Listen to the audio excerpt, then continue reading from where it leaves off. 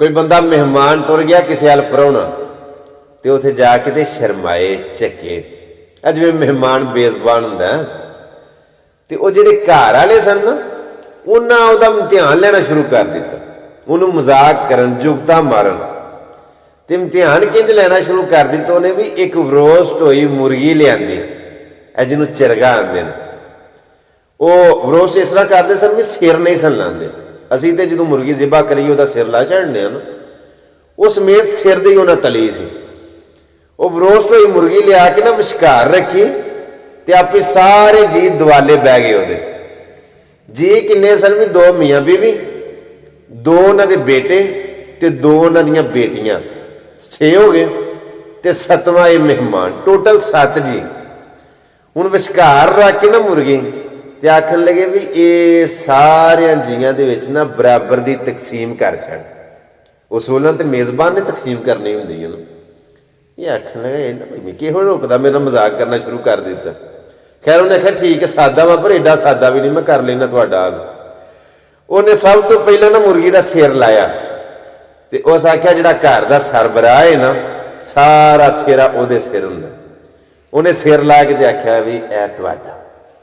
उस तो बाद बूंडा ला के आख्या भी ऐ बेगम साहबा दा। उस आख्या जिहड़े बेटे हुंदे ने ना ये बाप दे बाजू हुंदे ने। उन्हें दोवें साइडों तो पर ला के ना वो खंभ जे ते उस आख्या भी ऐ दोवां बेटियां दे। ते उस आख्या घर की जिहड़ी इज्जत हुंदी है ये बेटियां दे पैरां ते हुंदी है, बेटियां सिर हुंदी है। उन्हें ना मुर्गी दियां लत्तां ला के ना ते दोवां बच्चियां नूं दित्ती ते उस आख्या बाकी मुर्गी है फिर मेरे ही सी बचदी है।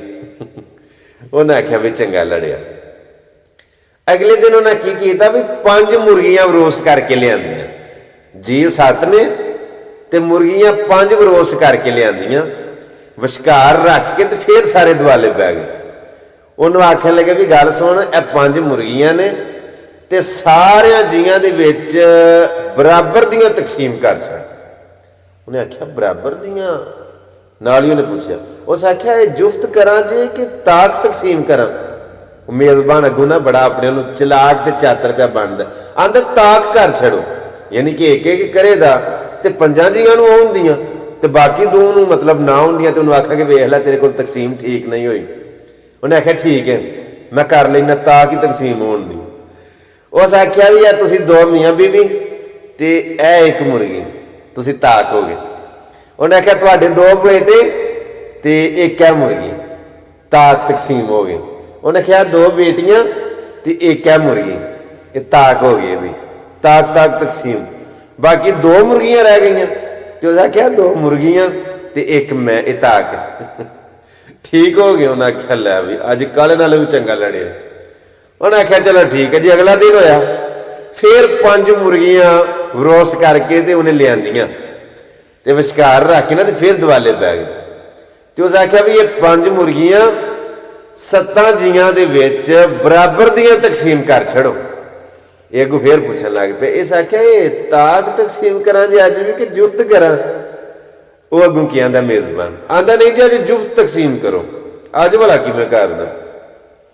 वो जेड़े वेले उन्हें तकसीम करन दी वारी आई ना ते उस आख्या भी 2 तुहाडियां बेटियां ते 1 उन्हां दी मां, 3 ते ऐ 1 मुर्गी, ऐ 4 जुफ्त हो गए।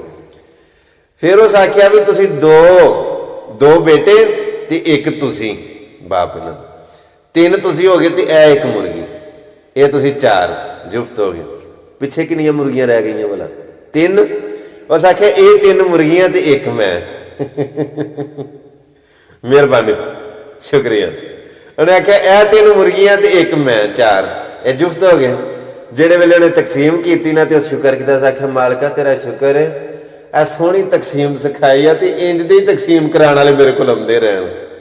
हजरत गल सुनाने का मकसद यह है कि जे कि सादा बंदा अड़े चढ़ जाए ना, कोई चुप चपीता हो तो ये ना समझा करो कि उल्लू है। अल्लाह की कसम है बड़े बड़े बारीक बीन बंदे जेडे होंदे ना, बड़े बड़े सियाणे बंदे जेडे होंदे ने, वो वैसे ही ना खामोश हो रहिंदे ने, अगलियां दे चाले वेंदे रहिंदे ने, अगले दे ना वो टीटो पाटियां जिन्होंने आते ना वो वेंदे रहिंदे ने कि अगले करदे की ने। हालांकि समझ सारी आउंदी हुंदी है। इस वास्ते अजमाई दा नहीं, हर बंदे नूं अजमाई दा नहीं, ते बहुतियां चलाकियां बहुतियां चितराइयां बंदे नूं मरवा छड्डदियां हुंदियां ने। ਇਹ ਕਿਸੇ ਜਗ੍ਹਾ ਨਾ ਸਾਦਗੀ ਬੜਾ ਕੰਮ ਦਿੰਦੀ ਹੈ, ਕਿਸੇ ਜਗ੍ਹਾ ਆਜਜ਼ੀ ਬੜਾ ਕੰਮ ਦਿੰਦੀ ਹੈ, ਕਿਸੇ ਜਗ੍ਹਾ ਦੇ ਉੱਤੇ ਸਾਰਾ ਇਲਮ ਹੁੰਦਿਆਂ ਸੁਣਦਿਆਂ ਖਾਮੋਸ਼ ਹੋ ਜਾਣਾ ਵੀ ਤੁਹਾਨੂੰ ਫਾਇਦਾ ਦਿੰਦਾ। ਇਹ ਕਈ ਜਗ੍ਹਾ ਦੇ ਉੱਤੇ ਬੰਦਿਆਂ ਨੂੰ ਪਤਾ ਉੱਕਾ ਕੁਝ ਨਹੀਂ ਹੁੰਦਾ, ਆਪਣੇ ਆਪ ਨੂੰ ਨਾ ਮਤਲਬ ਓਵਰ ਕੌਨਫੀਡੈਂਸ ਸ਼ੋ ਕਰਦੇ ਨੇ, ਓਵਰ ਐਕਟਿੰਗ ਕਰਦੇ ਨੇ, ਉਹ ਬੜਾ ਨੁਕਸਾਨ ਉਹਨਾਂ ਨੂੰ ਦਿੰਦਾ। ਔਰ ਸਮ ਟਾਈਮ ਖਾਮੋਸ਼ੀ ਜਿਹੜੀ ਹੈ ਨਾ, ਕਿਸੇ ਜਗ੍ਹਾ ਜਾਣਦਿਆਂ ਬੁੱਝਦਿਆਂ ਹੋਇਆਂ ਇਲਮ ਰੱਖਦਿਆਂ ਹੋਇਆਂ ਚੁੱਪ ਜਿਹੜੀ ਹੈ ਬੜਾ ਫਾਇਦਾ ਦਿੰਦੀ ਹੈ। ਇਸ ਵਾਸਤੇ ਹਰ ਬੰਦੇ ਨੂੰ ਅਜ਼ਮਾਈ ਦਾ ਨਹੀਂ, ਹਰ ਬੰਦੇ ਨੂੰ ਟੋਈ ਦਾ ਨਹੀਂ।